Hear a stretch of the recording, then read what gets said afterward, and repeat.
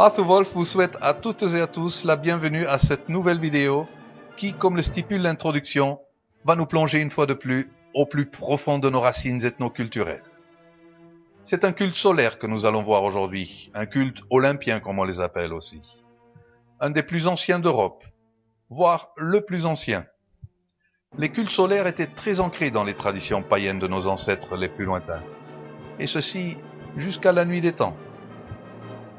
L'ancien dicton ex oriente lux, la lumière vient de l'Orient, dicton qui voudrait que toute civilisation serait toujours venue d'Orient, Égypte, Mésopotamie, et qu'en Europe nous n'aurions été que des barbares incultes assoiffés de sang, eh bien ce dicton perd une fois de plus toute raison d'être. Car tout porte à croire que nos lointains ancêtres européens n'aient pas eu besoin des cultures du Proche-Orient pour développer eux-mêmes un niveau de culture très avancé. Cette affirmation est rendue possible grâce à l'archéologie et l'archéoastronomie.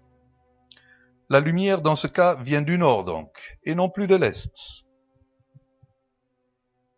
Plus ancien que la première pyramide égyptienne, plus ancien que le premier calendrier mésopotamien, plus ancien que le fantastique site de Stonehenge même, c'est le site de Goseck en Allemagne, dans la région du Sachsen-Anhalt.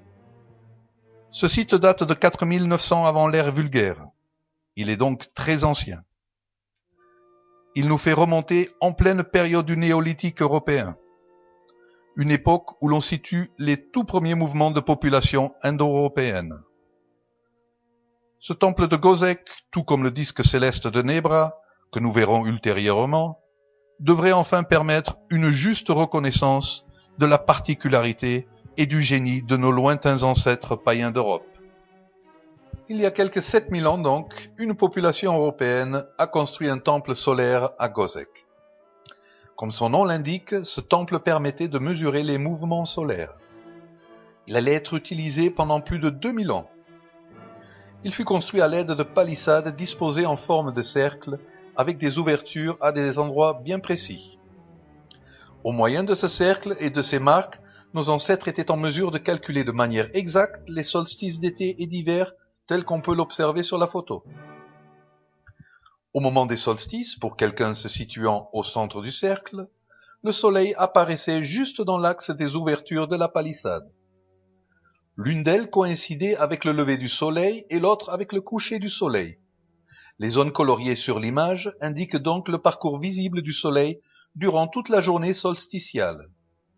Par extension, nous pouvons constater sur cette autre image que ce temple solaire représente une belle roue solaire, ce qui rejoint tout à fait le symbolisme de cette dernière, sachant que celle-ci marque le rythme cyclique des 4 saisons naturelles.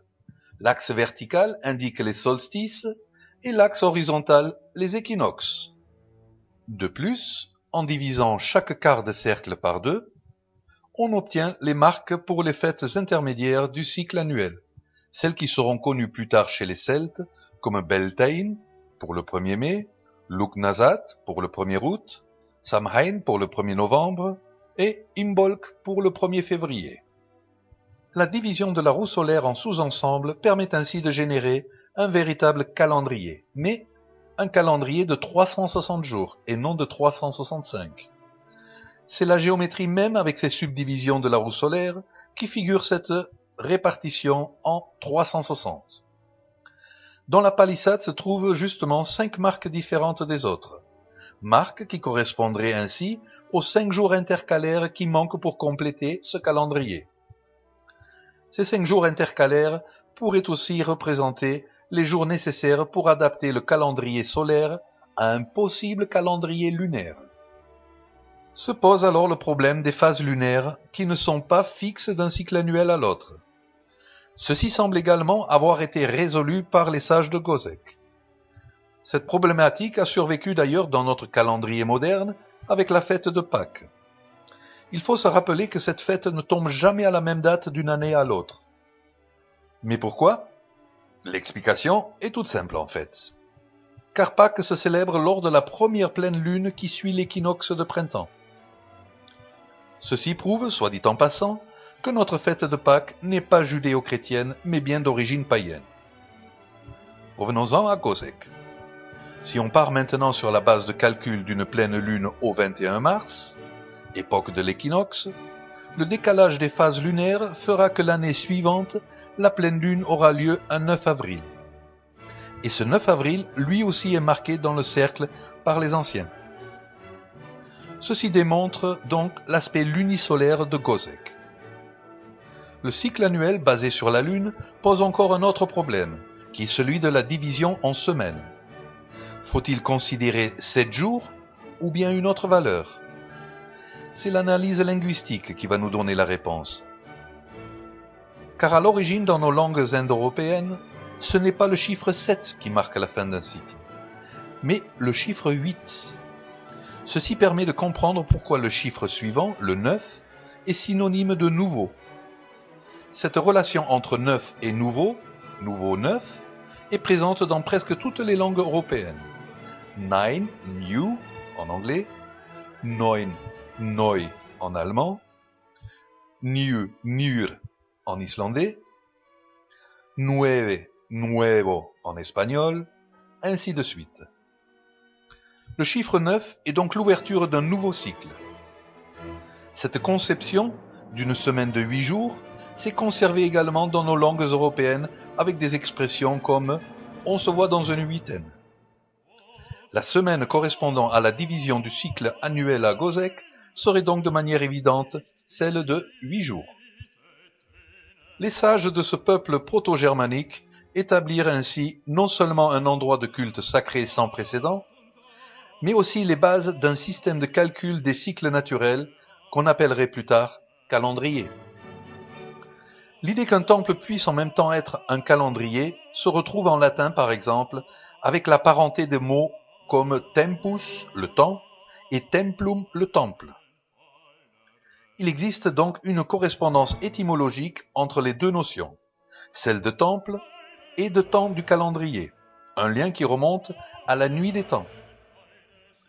Le temple de Gozek pouvait, sur ses bases, recevoir ainsi une graduation par le système de miroir, où par exemple un point du cercle est relié à son opposé dans le calendrier par une ligne droite. Le solstice d'hiver en opposition au solstice d'été, la fête de printemps en opposition à celle de l'automne, et ainsi de suite. Tout ceci permet une division graduelle du cercle, le transformant en un véritable calendrier justement. Ces quelques détails parcourus ici concernant le temple astronomique de Gozek permettent de prendre conscience de toute l'ampleur des connaissances et des réflexions qui se cachent derrière le cercle de Gozek. Ce bel héritage que nous ont légué les anciens sages du néolithique ancien. Et dire que certains osent encore affirmer que nos racines seraient judéo-chrétiennes. Et quand on sait qu'aux USA, par exemple, de nos jours, les évangélistes chrétiens crient haut et fort que les dinosaures n'ont jamais existé et que l'homme serait apparu sur Terre il y a 6000 ans, on comprend mieux à quel point les monothéistes aiment falsifier l'histoire afin de l'adapter à leur délire biblique ou coranique. Que tous ces gens-là aillent donc se rendre humblement sur le site archéologique de Gozek et qu'ils se taisent à tout jamais.